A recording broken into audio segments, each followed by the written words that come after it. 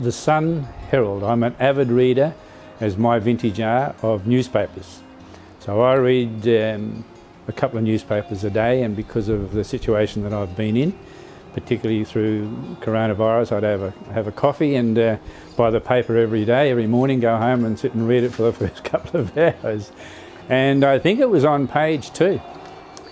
There was an article about Mornington Green with one of the boys being interviewed.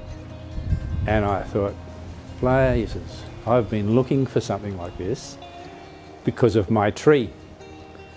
And my tree happens to be a Wollemi pine. I don't know what you know about Wollemi pines, but let me tell you, they were only discovered about 25 years ago in the Blue Mountains. But they are an historic tree, and they go back to the dinosaurs. And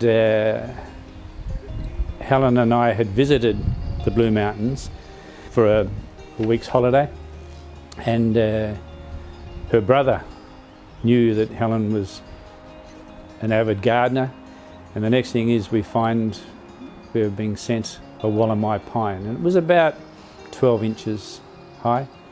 We didn't know it would live or anything like that because the change of climate, particularly massive from Melbourne to the Blue Mountains. And I have nurtured it and repotted it at least 3 times, and it's gone from a foot to about close on 3 metres. And with with Helen's death, I wanted to have something that was a memorial service to her. And I've been looking around, particularly the Mornington Peninsula.